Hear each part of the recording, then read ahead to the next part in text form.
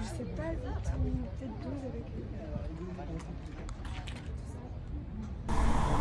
Bienvenue sur Impossible n'est pas vrai. Nous sommes dans un tuk-tuk avec Bruno. Merci Bruno pour cette interview.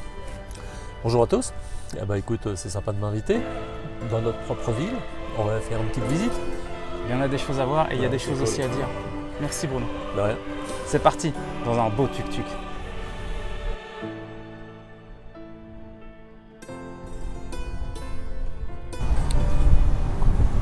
Bonjour à toutes et à tous et bienvenue sur le podcast Impossible n'est pas vrai.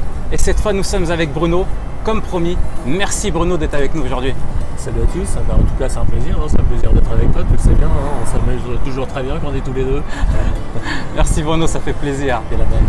On est aussi là pour parler de Koh-Lanta. Je crois que c'est la même année que je suis parti sur Koh-Lanta. Donc, je veux dire, mon passeport il était bien rempli cette année-là.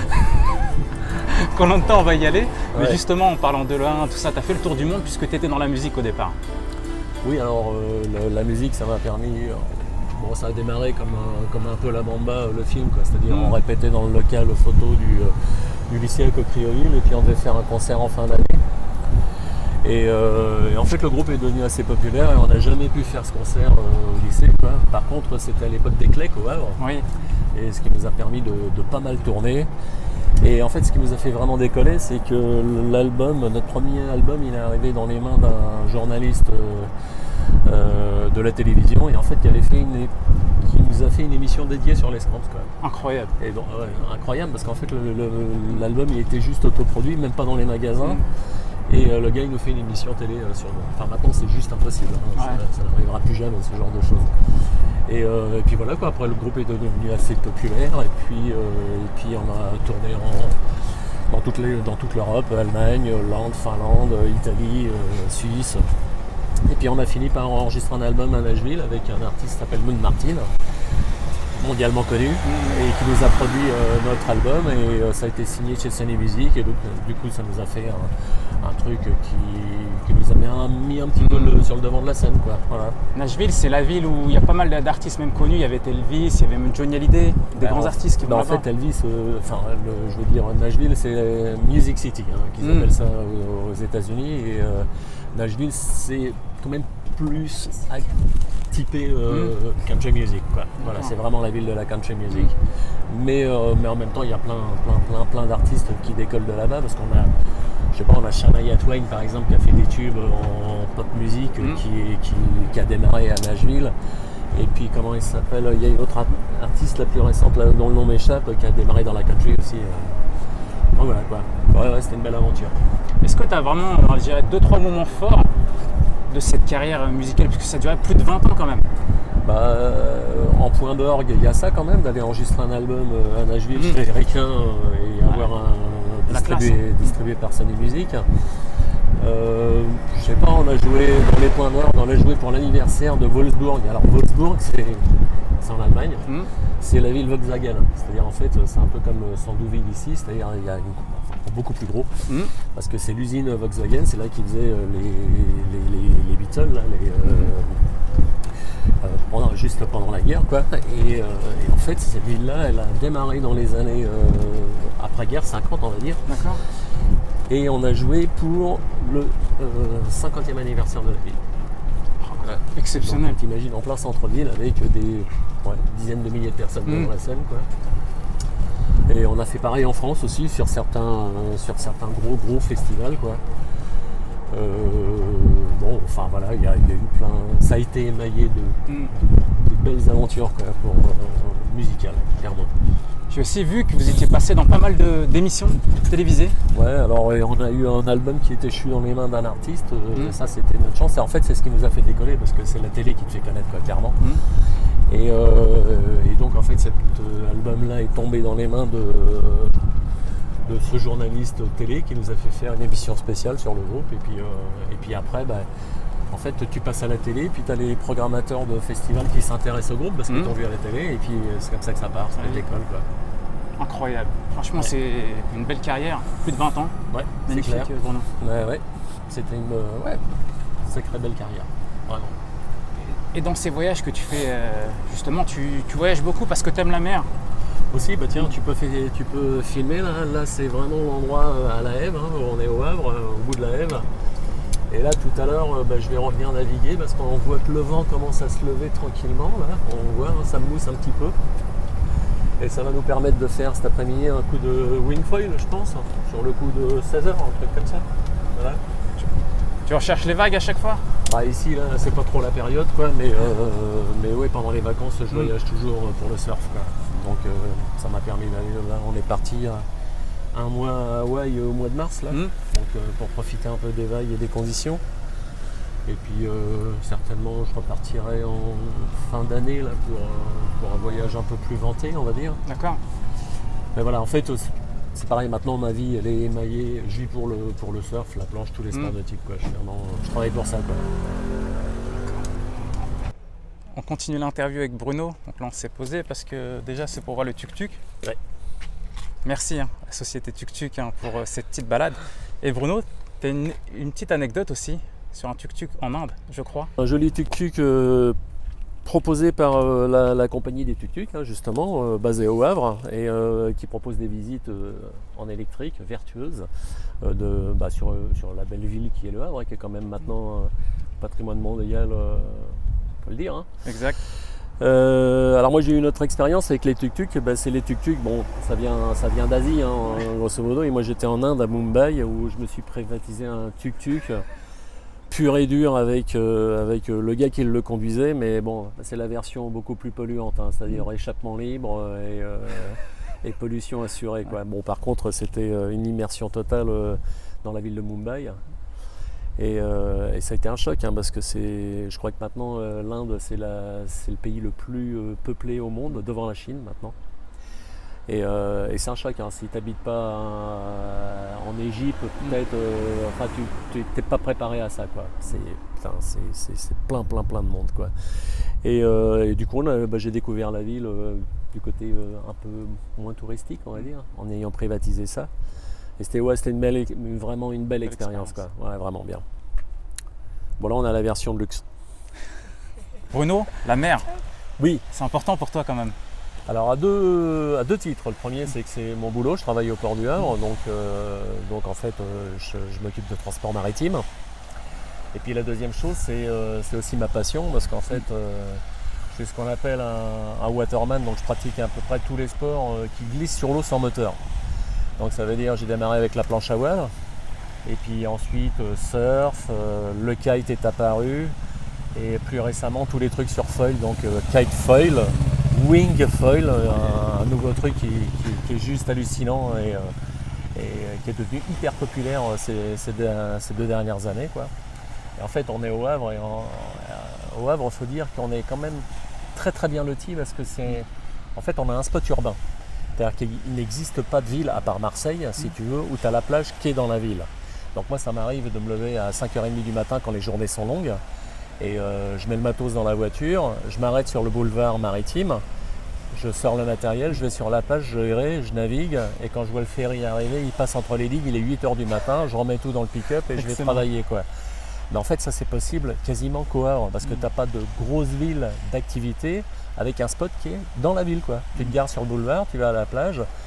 Bon, après pour ceux qui pratiquent pas ce genre de sport, qui va travailler le midi peut partir du bureau le midi, manger sur la plage et retourner au bureau l'après-midi, quoi.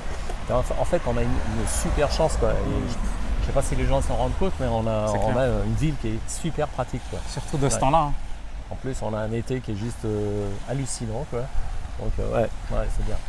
Et justement avec la mer, comme tu voyages à travers le monde, tu cherches la vague, la houle, c'est ce qu'on dit.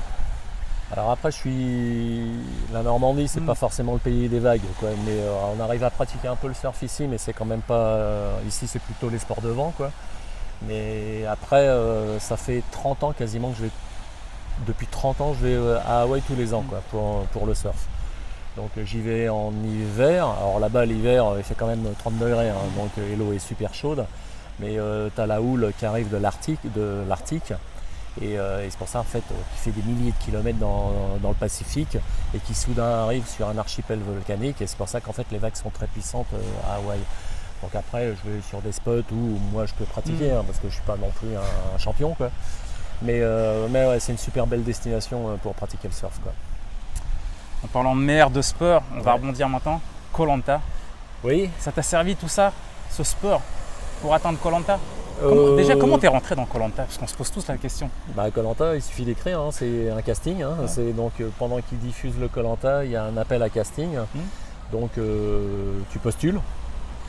Et puis après, bah, si on te rappelle, le vrai casting commence. Donc ça commence au téléphone.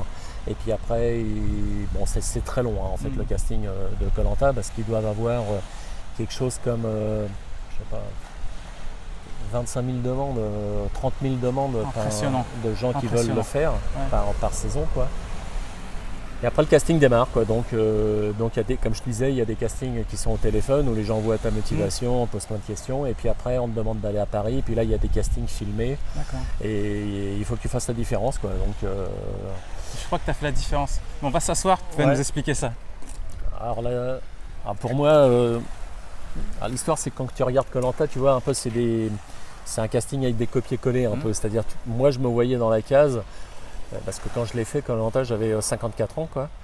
Et donc, en fait, je me voyais bien dans la case du mec qui était âgé, si tu veux, et qui sportivement peut le faire, parce que justement, je pratique plein de sports, donc je suis plutôt en forme, on va dire.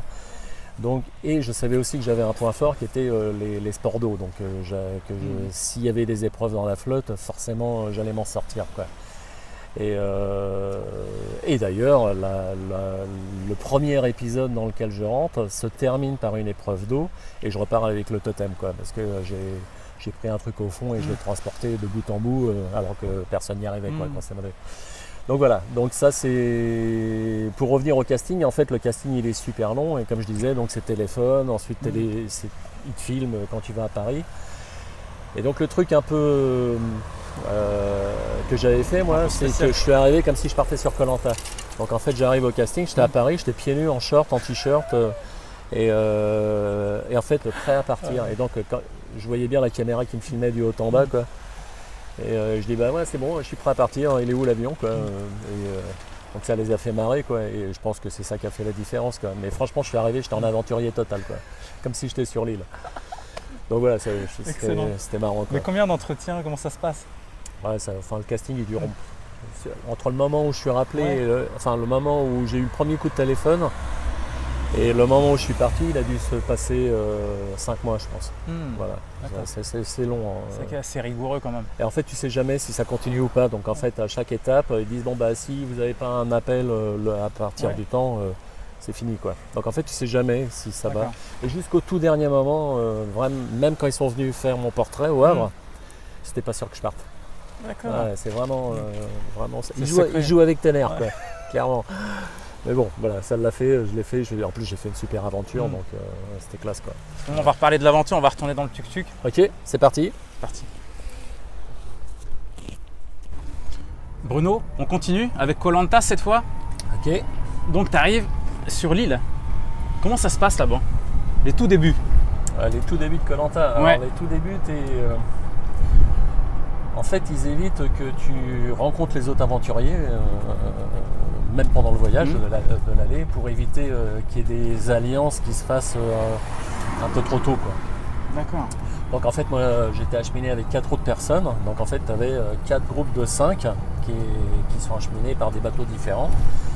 Et en fait, le vrai moment où tu découvres l'ensemble des aventuriers, alors nous, chaque Koh-Lanta démarre de façon différente, mais nous, on était sur une jonque.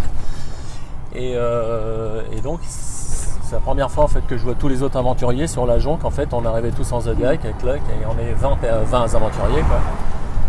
Et c'est là pendant 5 minutes, il dit bonjour à tout le monde et tout. Et pour nous, le démarrage, tu as Denis Brognat qui arrive en hélicoptère, en fait. Excellent. Et qui parle au micro, quoi, et qui lance l'aventure. Et en fait, on vient à peine de se croiser avec l'ensemble des aventuriers et que ça démarre sur une épreuve, en fait. Et donc nous, il fallait qu'on plonge de la jonque et qu'on nage jusqu'à l'île. Et là, il fallait déjà trouver un premier message, une carte, et puis prendre un certain nombre de choses pour la survie. Et puis voilà, quoi. Donc en fait, du coup, je nage sur l'île, je trouve un citronnier.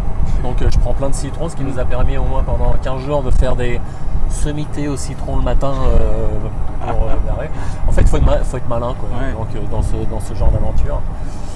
Et puis voilà, déjà la journée elle est bien remplie, hein, parce ça commence déjà sur une première épreuve et je crois qu'on en a eu une deuxième épreuve la même journée où on pouvait gagner un gros plateau de fruits quoi. Et l'équipe s'est constituée, donc moi je suis dans les rouges et les rouges gagnent la première épreuve en équipe quoi. Et donc on repart en plus avec des fruits. Donc là, sur ce truc-là, on avait pas mal joué parce que moi j'arrive avec déjà plein de citrons. J'avais trouvé sur un citronnier. Et en plus, on a un plateau de fruits, ce qui va nous permettre de tenir un petit peu, quoi, 2-3 jours pour prendre un peu d'énergie avant les épreuves. Quoi. Donc ouais, c'était assez sympa. Quoi. Et là-bas, tu restes quand même 40 jours. Est-ce qu'on sent. On dit, moi sur les vidéos, je t'ai vu mincir, tout ça, c'est vraiment dur au niveau de la faim. Après, alors, comment dire, tu es obligé de mincir parce que tu manges pas. Donc forcément, tu perds du poids. Quoi. Après, la sensation de faim, moi je ne l'ai pas eu vraiment. Moi, j'avais faim, mais pas plus que ça. Tu vois, ça me perturbait pas plus que ça. C'est plus les goûts, quoi. C'est-à-dire qu'en fait, je sais pas si tu te rappelles, mais par contre, on était pas mal de bons pêcheurs sur ma session. Moi, je pêchais, Marco pêchait, Chantal pêchait, ce qui fait que, en fait, on avait de quoi manger, quoi. Tous les soirs, on ramenait pas des petits poissons comme ça, comme sur certaines saisons. On ramenait du vrai poisson parce qu'on savait pêcher, quoi. Je vois pas mal de personnes justement qui souhaitent s'inscrire à Koh-Lanta. Ouais. Est-ce que tu aurais peut-être un conseil à leur donner pour pouvoir passer ce cap et rentrer dans Koh-Lanta? Non, aucun conseil. Sinon, en fait, il n'y a pas d'homme. Ouais. Il n'y a pas de recette, en fait. Tu vois les profils, ils sont. En fait, c'est un casting, donc il va leur falloir quand même des gens un petit peu plus âgés, une bimbo. Enfin, tu vois, tu vois bien, c'est un peu des castings comme ça, quoi. Après, il faut se démarquer. Il faut donner envie à la production de t'intégrer dans l'aventure, quoi. Après, la façon de le faire, moi j'ai fait comme ça, mais ça marchera pas forcément pour un autre, quoi, tu vois. Donc non, soyez vous-même et puis soyez archi motivé, quoi. Archi motivé pour le faire, quoi. Non, on continue. Allons-y. Koh-Lanta toujours. Denis Brognard, présentateur de TF1, il était comment avec vous? En fait, très pro, parce que l'histoire c'est qu'on n'a pas réellement, on n'est pas là-bas pour enfin lui il n'est pas là-bas pour copiner avec nous. Donc en fait il est très pro, il fait son métier de présentateur. Ce qui est impressionnant c'est qu'il pose bien son dossier, c'est-à-dire quand on arrive sur l'aventure, il connaît les prénoms de tout le monde. À la présentation d'entrée, enfin il retourne, enfin tu vois ce que c'est de présenter, clairement il n'a pas besoin de faire de réenregistrement et tout, il sort tout du premier coup.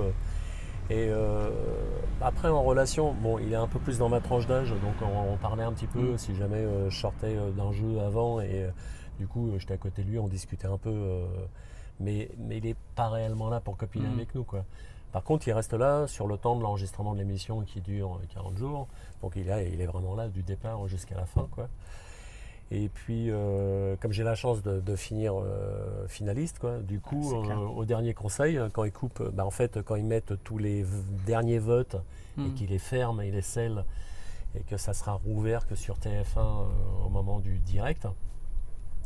Une fois que tout est fermé, on n'a pas vu les votes, hein, donc tout est fermé et tout. Et puis là, ils arrêtent les caméras, et puis un coup de vin, et puis on se fait une petite fiesta au dernier conseil. Sur l'île, quoi, à cet endroit-là, quoi. Sauf que toi, t'as pas mangé depuis je sais pas combien de temps et ils te servent un coup de vin, t'es au taquet, je te jure. Ça t'es rapidement fatigué. Et non, c'est des bons souvenirs. Bon, c'est sympa, quoi. Mais après, ça reste un gars de télé, quoi. 40 jours alors, Koh-Lanta. 40 jours. J'ai regardé parce que je me souviens, tu t'entraînes avec nous, hein, Bruno, pour te dire l'anecdote. Et d'un coup, tu disparais. Bon, forcément, tu es parti à Koh-Lanta. Tu reviens et là, je te vois à la télé. Je suis surpris. Le Bruno Koh-Lanta, la classe. Et chaque jour, je vois, tu arrives, tu avances. Et je te trouve en finale. Fabuleux. Ouais, bon, après, c'est une question de. Il y a un peu de tout, quoi. Il y a de la stratégie, parce que ça reste un jeu de stratégie, même si j'ai pas l'air d'en faire dans le jeu, moi. Je passais pas pour le stratège. Mais en fait, je fais le plus gros retournement de situation de ma saison, quoi, dans le jeu quand même. Parce que j'élimine Jeff, le Marseillais, qui était mon pote depuis le début, je l'élimine. Et après, on continue avec Chantal et je sauve Marco qui allait sortir, quoi, qui finit par gagner d'ailleurs. Donc, en fait, il faut être stratège, il faut être à l'écoute. Mais après, moi, ma stratégie aussi, c'était je ne me mêlais de rien si j'étais pas impliqué, quoi. Donc des fois, ça gueule, les gens ils se prennent la tête et tout, quoi. Moi, je m'en mêle pas. J'ai pas besoin. C'est pas mon truc, quoi. Donc, et après, j'étais bon dans les épreuves, donc forcément, je suis un atout pour l'équipe quand on est en équipe. Et en plus, je sais aller chercher à manger, donc forcément, ça aide tout le monde, quoi. Donc, je suis jamais, en fait, dans le collimateur des gens, quoi. Et l'anecdote aussi, c'est qu'en fait, je traverse le jeu, je fais quasiment tous les conseils, et on n'a jamais voté contre moi. En fait, mon nom n'est jamais sorti sur un papier de toute l'aventure. C'est fabuleux. C'est un truc, c'est juste hallucinant, quoi. Mais moi, ce qui m'a fait plaisir, tu vois, quand je t'ai vu à la télé, c'est que tu es le même homme dans la vie que lorsqu'on t'a vu sur TF1 Les gens, ils ont dit Bruno, belle image. Mais là, on est devant la caméra. Ouais. Ça m'a fait plaisir en tout cas. Bah écoute, moi ça me fait plaisir que les gens disent ça, mais ouais, bon, enfin, t'as pas. Je suis comme ça de toute façon. Voilà. Il y en a qui peuvent changer parce que tu vois, là on prend l'exemple de Koh Lanta. Koh Lanta, t'as faim, donc forcément t'es un peu plus nerveux, ton comportement peut changer aussi.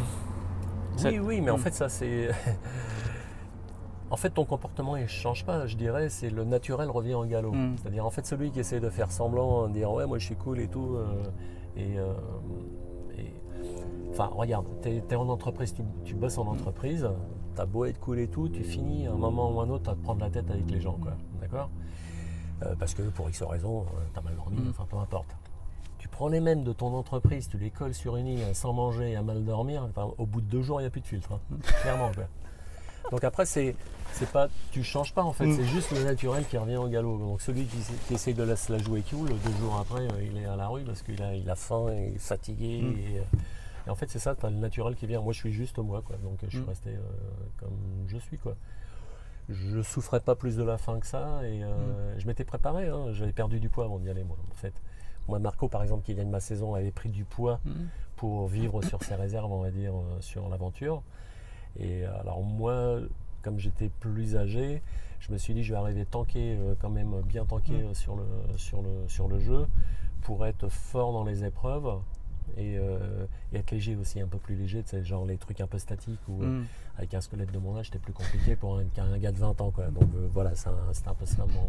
Mais en fait les deux fonctionnent parce qu'on s'est retrouvés tous les deux en finale, quoi. Est-ce qu'il y a un moment difficile sur l'île, parce que tu restes quand même 40 jours, tu es éloigné de ta famille? Alors, si tu veux, à la télé, ils ne me posaient plus la question parce que je leur disais non, c'était pas dur. D'accord. Donc, forcément, c'est pas télégénique, quoi. Quand tu es sur Koh Lanta et que les journalistes t'interrogent, tu vois les mecs pleurer ou il y en a pleuré. Mais oui, c'est pour ça. Ça fait de l'audimat. Si toi tu viens et tu dis bah non, c'est vrai, c'est cool, quoi. Enfin, moi, ce que je leur disais, c'est ok, on est en survie, mais c'est un CDD, quoi. Dans 40 jours, on est rentré, quoi. C'est quoi l'idée, quoi. Tu sais que tu as faim, mais ça va pas durer éternellement. Donc, c'est compliqué par moment au jour le jour, mais de toute façon, tu sais que ça va s'arrêter, quoi. Et alors ça, je vais le dire, mais c'est juste pour ceux qui nous écoutent. Hein. Mais en fait, il y en a beaucoup pendant le jeu qui veulent se faire sortir. Et donc ça, c'est pas mal parce que ça facilite notre vie pour les votes le soir des conseils. Parce qu'il y en a, ils en peuvent plus et ils veulent sortir. Donc ils veulent qu'on les vote et ça leur permet de sortir la tête haute du jeu. D'accord, donc je vais pas citer de nom, mais... Incroyable anecdote. En fait, le truc, c'est pas anecdotique. Sur ma saison, moi, il y en a presque 30% qui ont voulu sortir avant la fin. T'imagines ? Le mental. Ça fait 5 ou 6 sur les 20 qui nous ont demandé de voter contre eux pour sortir du jeu, quoi. Parce qu'ils avaient trop faim. En fait, ils sortent du jeu pour une barre de chocolat, quoi. C'est incroyable. Toi, t'étais prêt mentalement? Ouais, attends, t'es dans le jeu, tu vis une aventure qui est quand même exceptionnelle, tu vois, puis qui est cadrée, c'est-à-dire que t'es pas en pleine jungle tout seul. C'est-à-dire qu'en fait, t'as quand même des gens autour. Si jamais tu trouves un truc, tu te dis est-ce que je peux le manger ou pas? Parce que moi, je vis pas dans la jungle, je suis un urbain, donc forcément, je connais pas plus que ça, quoi. Mais tu trouves un truc, tu dis ah bah tiens, ça j'avais vu dans un magazine, ça peut peut-être se manger et tout, donc tu demandes quand même à des référents. Et le mec il dit oui, ça c'est bon, tu peux manger. Non, tu peux pas manger, quoi. Mais tu es obligé de le trouver, hein, tu ne le donnes pas, quoi. Mais après tu te poses des questions. Moi, par exemple, j'avais trouvé, je sais plus comment ça s'appelle, un peu comme c'est des patates Manioc. Le manioc, donc comme le manioc, mais en fait il y a Merci, une autre sorte, il y a une autre sorte de manioc que j'avais trouvé, sauf qu'en fait, et j'étais pas sûr, parce qu'en fait il y en a deux sortes, il y en a une qui se mange et une qui est pas bon. Et les mecs ils nous disent ouais c'est bon vous pouvez le manger, en fait je le fais cuire et je commence à le manger et tout, je te jure, l'entrée en bouche était juste sensationnelle, une patate douce, vraiment un truc, putain, je dis ah, ça y est on est sauvé là, jusqu'à la fin du jeu j'ai à manger quoi. Et sauf qu'au bout de 1 minute, tu commençais que ça commençait à remonter et tout, comme si tu avais mangé des orties quoi. Et en fait, c'était pas le bon quoi. D'accord. Ah putain. Donc merde, on a été obligé de laisser tomber et on s'est rabattu sur la noix de coco quoi. Ouais, c'est pas mal aussi. C'est pas mal aussi. En fait, l'histoire c'est ça. C'est-à-dire en fait entre la pêche qu'on avait, les noix de coco. Alors sur la première île où on était nous, les rouges, il n'y avait pas de noix de coco. Il n'y a pas de cocotier, donc on en a vraiment chié quoi, au début. Et après, quand on est remis ensemble, on choisit de vivre sur l'île des Jaunes. Et là, par contre, il y a des cocotiers partout. Je veux dire, 40 jours, tu les fais avec des noix de coco, il n'y a pas de souci. T'en manges plus le restant de ta vie, mais pendant les 40 jours, tu le fais, quoi, sans problème. Ouais. Koh-Lanta, c'est quand même une aventure qui est extraordinaire humainement. Ça marque. Est-ce que ça... Je sais pas, j'ai entendu que certains pouvaient repartir sur une île et repartir peut-être 1 ou 2 semaines là-bas, refaire des choses, revivre comme ça en autonomie. Écoute, je sais pas quand. Alors Marco, c'est l'exemple qui me vient à l'esprit. Marco, qui gagne ma saison, que je sauve d'ailleurs, mais qui gagne la saison, il était super préparé. Ouais. Franchement, il était. Et lui, ce qu'il a fait, c'est pas après Koh-Lanta, c'est lui en fait, il a fait des Koh-Lanta avant Koh-Lanta.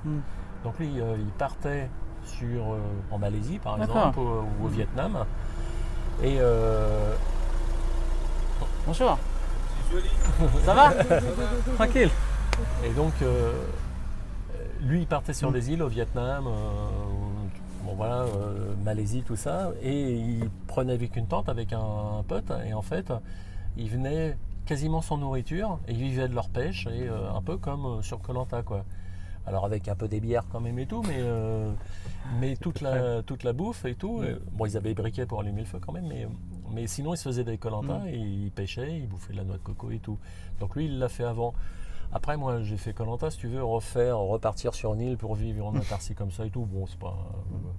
Mais par contre, si je pars en vacances et que je peux faire de la pêche, je vais le faire, ça, clairement, quoi. Et t'es prêt maintenant, ça y est. Ouais.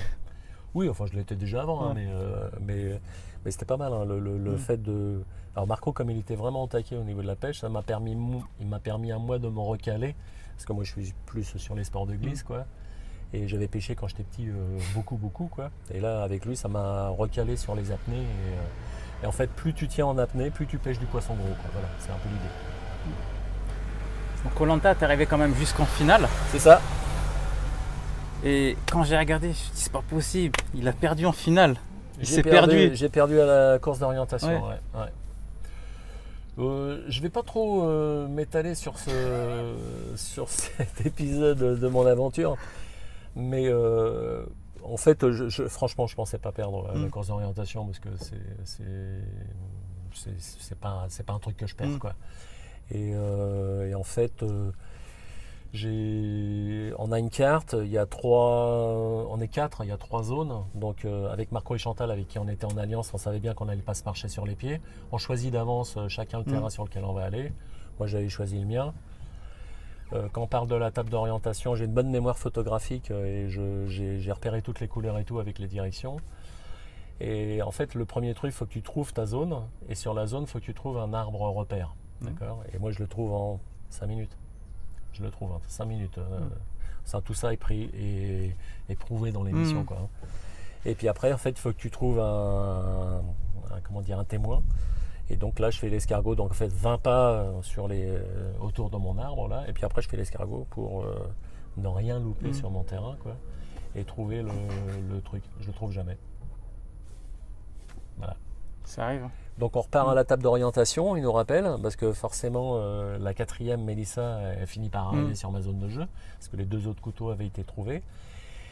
Et ce que vous ne voyez pas à la télé, il nous rappelle à la table d'orientation, et Denis me dit « Ouais, Bruno, qu'est-ce qui se passe? T'as pas fait suffisamment de grands pas, machin. » Bon, ok, d'accord. On repart sur la zone de jeu, et allez, 10 minutes après, Mélissa trouve le couteau. C'est bizarre quand même. Après, je sais pas. Mais enfin, bon, voilà. Donc, mais en même temps, comment dire, dans l'émission, ils l'ont fait super bien, quoi. Donc, je perds à la course d'orientation et Denis me pose la question, il dit alors ça va, pas trop déçu et tout. Et je fais juste un petit truc improvisé, quoi, où je dis bah écoute, ouais, j'ai vécu une super aventure, je me suis fait des super amis. Et bah, tu penses l'alliance Chantal, Marc et moi, c'était juste fabuleux. Hein. Et les 10 derniers jours du Koh-Lanta, moi j'étais au Club Med, hein, clairement. Hein. Et donc en fait on avait une super alliance, donc je dis qu'on se fait des super amis, qu'on a fait des super parties de pêche. Et en fait tout mon petit discours improvisé, en fait il l'alimente avec des images de l'aventure, tu vois. Et en fait c'est un moment assez poignant dans le truc, quoi. J'étais au Havre en fait forcément quand ils l'ont transmis, quoi, et le lendemain que je perds, quoi. En fait c'est le 13e épisode, hein. Et les gens ils disent oh putain, tu nous as pourri la soirée, et les enfants ils ont été se coucher en pleurant, enfin un truc. Mais en fait voilà, en fait je fais quand même l'intégralité de l'aventure. Le dernier conseil, j'ai pas connu l'île des exilés, ceux qui perdent après la réunification et qui vont sur une île et qui restent ensemble, tu vois. En fait voilà, je reste dans le jeu jusqu'au bout, quoi. Et je sors avec une super image. Et bon, après, j'ai ma maison qui est payée et tout. En fait, les 100 000 €, c'était accessoire. Tu vois, c'était pas, je ne le faisais pas pour ça, quoi. Clairement, je le faisais pas pour ça. Donc, en fait, je le faisais pour faire une belle aventure, voir comment ça se passait pour de vrai Koh-Lanta. Et c'était fabuleux, quoi. Franchement, je me suis bien éclaté, quoi. Ouais. Incroyable. Ouais. Encore félicitations, Bruno. Bah, de rien, en tout cas, c'était marrant. Hein. Enfin, je me suis fait plaisir en même temps. Hein, donc, il n'y a pas de félicitations à avoir. Ouais, mais c'est bien, t'as rendu fier même la ville du Havre et même la Normandie en elle-même. Bah écoute, ouais, j'avais été invité par Édouard Philippe au vœu du maire. Mais bon, attends, c'est rien, c'est de la télé. En même temps, ce soir-là, au vœu du maire, il a récompensé des gens méritants, tu vois, genre un médecin, un chirurgien, machin. Bon voilà, c'est des gens méritants, pas moi, clairement. C'est important de laisser quand même une image positive. Oui, non, mais ça, vie, tout à fait, tout à fait. Mais, on a senti des valeurs, en tout cas, des valeurs fortes. Bah, c'est ce que j'essaie de transmettre à mes enfants. J'ai un garçon et une fille, c'est ce que j'ai toujours essayé de leur inculquer, quoi, de leur transmettre. Donc, bah, écoute, ils réussissent leur vie gentiment, quoi. Là, ma fille, maintenant, elle est à la SNSM, elle surveille les plages et elle sauve les gens, donc tu vois, sympa. C'est une gagnante aussi. Bruno, ouais. On arrive sur les 2 dernières questions du podcast. Impossible n'est pas vrai. La première, Bruno, est-ce que tu aurais un conseil peut-être à donner, tu vois, aux gens, aux jeunes, aux moins jeunes, sur un objectif qu'ils ont dans la vie? Bah écoute, je sais pas si j'ai vraiment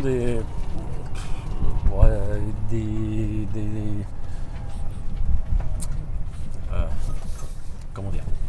Tu voulais me dire des conseils? Ouais, c'est ça, ça peut être sur la motivation. Parfois, on peut se démotiver, mais tu vois, par rapport à ton parcours de vie. Alors, si tu veux, ouais, j'ai pas vraiment de conseils à donner, mais en même temps, sur les parcours de vie, et en tout cas sur le mien, je me dis que ça soit le groupe, que ça soit Koh-Lanta, que ça soit même des projets de vie au travail, en fait, il n'y a pas de rêve vraiment inatteignable. Tant que tu te donnes les moyens et que tu te coupes pas les chances, quoi. Donc, pensez haut, vous irez haut. Impossible n'est pas vrai. Impossible n'est pas à vrai. Pas mal, Bruno. Et dernière question du podcast. Attention, c'est la question fétiche. Ouais. Qui souhaites-tu que j'interviewe lors du prochain podcast? Bah écoute, on a quelques personnes notables, on va dire, au Havre. Alors si je le ramène à mes activités, il y en a une première, c'est la musique. À la musique, il y a Little Bob. Exact, Little Bob, c'est vrai. Et T-Bob, ça pourrait être un bon, parce qu'en fait, il a des histoires et des anecdotes, mais de folie à te raconter, quoi. Sacré Vraiment, artiste. Quoi. Sacré artiste. Et sinon, j'en ai un deuxième éventuellement. Alors là, c'est plutôt dans l'autre activité, mes activités de surf. Tu as 2 frères, les frères Aubert, Tom et Marius. Et eux, ils sont carrément de niveau mondial, que ce soit en kite et en wingfoil. Je peux te les présenter aussi. Et ça peut être marrant les deux frères quoi. Franchement, avec grand plaisir, Voilà. Bruno. Voilà l'ami. Bah, Allez, au revoir à tous. à bientôt sur le podcast Impossible n'est pas vrai. Merci, Bruno. Salut les gars. Check. Check. Eh bien en fait sur les prises de son du conseil, quand il y avait les avions, parce qu'en fait on n'était pas loin de Singapour, donc en fait tu avais un gros trafic aérien, et en fait de temps en temps tu avais même les avions qui étaient à 8000 mètres d'altitude qui gênaient. Oh là là. Truc de ouf Impressionnant. quoi. Ouais. Ils sont obligés de refaire des bruits. Bah, en fait t'es obligé, on arrêtait le conseil quoi, le temps que l'avion il passe Patientez. pour continuer quoi. Parfois, on se rend pas compte de la pollution sonore qu'il y a à avoir. Ouais, Bob, je peux essayer de. Je dois avoir son numéro, il faudrait que je le retrouve quoi. Ouais, je veux bien. Bon, Ce serait voilà, une belle interview. Podcast Impossible n'est pas vrai, je l'ai créé il y a à peu près, il y a plus de 6 mois, Bruno, par Ouais. hasard, tu vois, sur l'histoire d'un joueur au départ. Ouais. Je l'ai mis sur Spotify Deezer avec beaucoup de retours positifs. Et je me suis dit maintenant l'étendre à tout le monde parce qu'il y a des belles histoires à partager, des histoires dont la tienne, des histoires vraiment inspirantes. Qu'est-ce que tu penses toi de ce podcast, cette idée Impossible n'est pas vrai? Ouais, c'est carrément une bonne idée quoi. Après l'histoire, c'est les gens. Ouais, c'est ça en fait, il n'y a pas de rêve impossible. Nous on essaye de le transmettre à travers le podcast pour essayer d'inspirer un peu les gens quoi. Voilà. C'est l'idée, hein. C'est ton idée. C'est exactement ça, c'est l'idée, et partager l'histoire, prouver aux gens qu'il n'y a rien qui est impossible. C'est ça.